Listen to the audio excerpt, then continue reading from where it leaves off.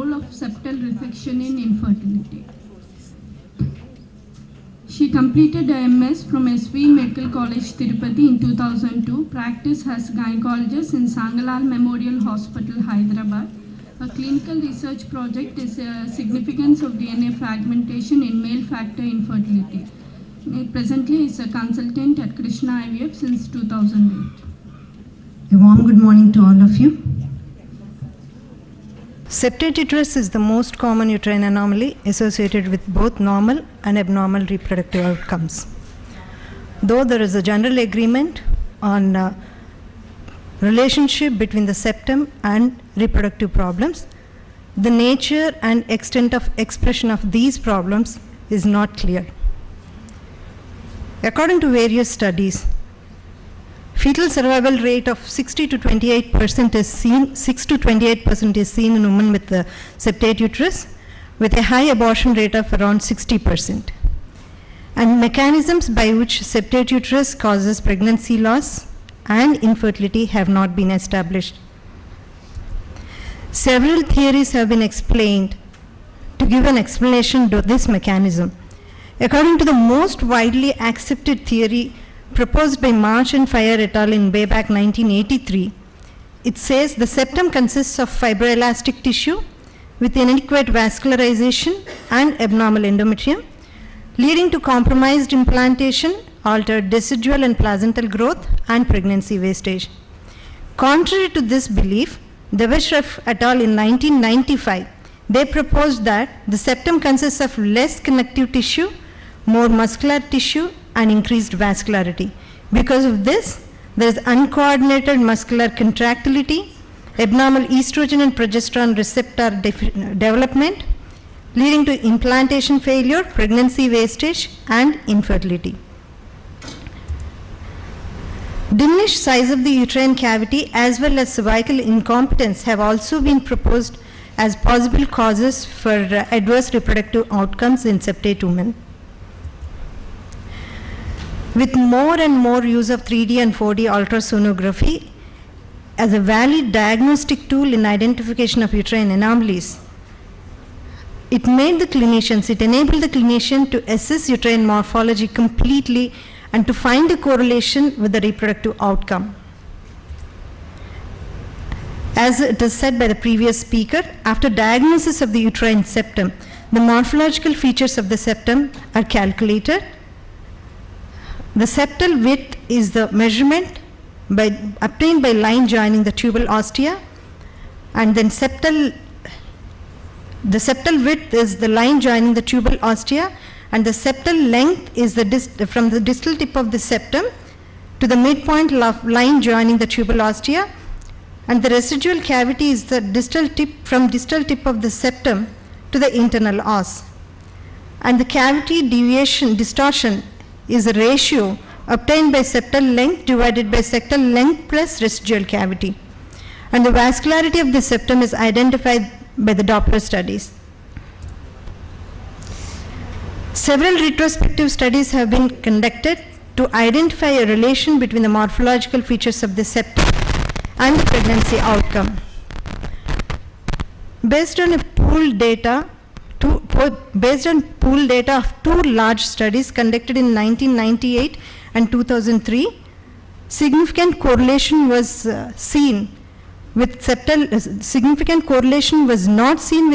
length and width in relation to the pregnancy loss, but there was a significant correlation with the vascularity of the septum and the pregnancy losses.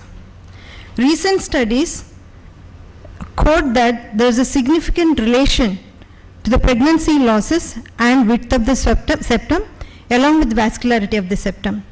To summarize these retrospective studies, they found significant correlation to the width of the septum and vascularity of the septum to the history of pregnancy losses. And they also found a significant correlation to the width of the septum when it is more than 30 mm or more than 25 mm, 25 to 35 mm. When the septal width is more than 25 to 30 mm, they found a significant relation to the pregnancy losses. Moving on to the reproductive outcome after hysteroscopic septoplasty.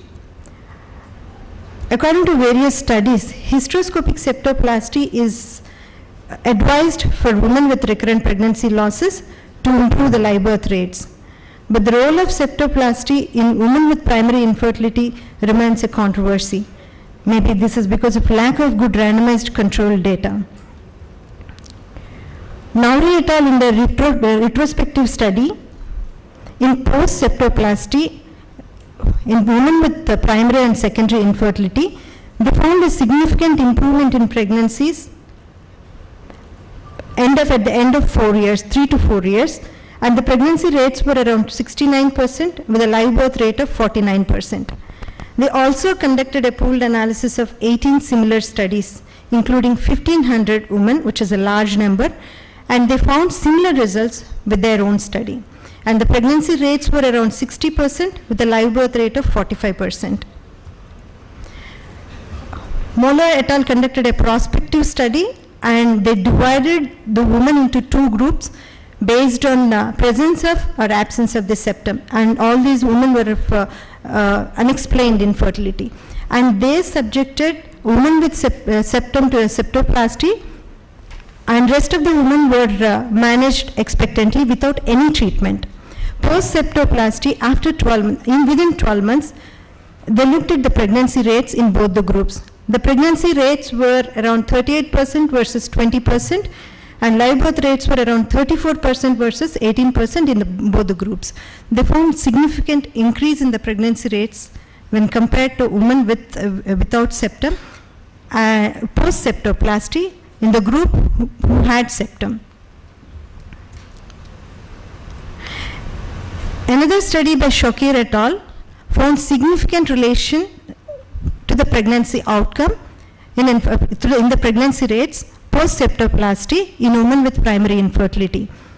They also found significant increased rates of pregnancy when the woman was less than 35 years of age with a less infertility period, and in women with a large size septum before septoplasty.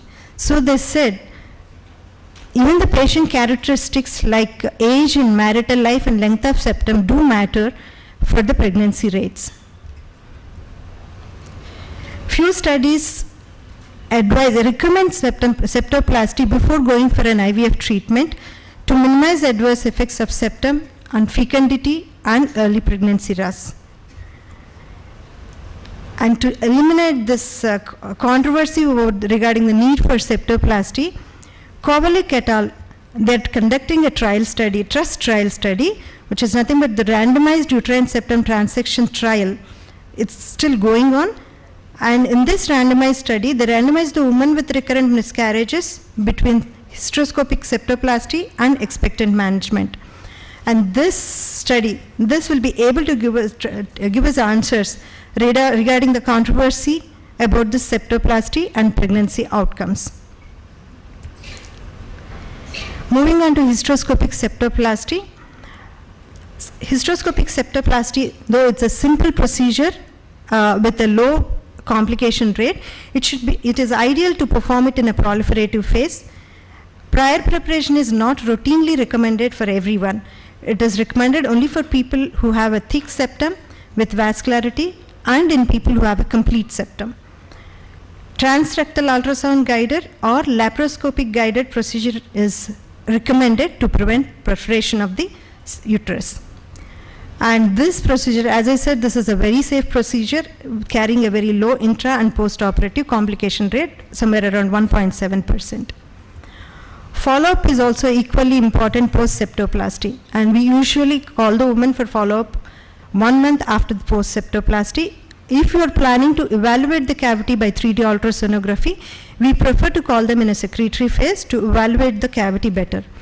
Cavity evaluation can be done either by HSG, hysterosalpingography, HSG, or 3D ultrasonography or hysteroscopy. Uterine septal width, again, along with to lesser extent surface area, they both have a role in abnormal outcome post-septoplasty. What I mean by abnormal outcome is residual septum and formation of adhesions. So care need to be taken about in these two conditions. and residual septum of less than 1 centimeter need not be given any importance. And optimal weight, we advise an optimal waiting period of 2 months post septoplasty to plan pregnancy.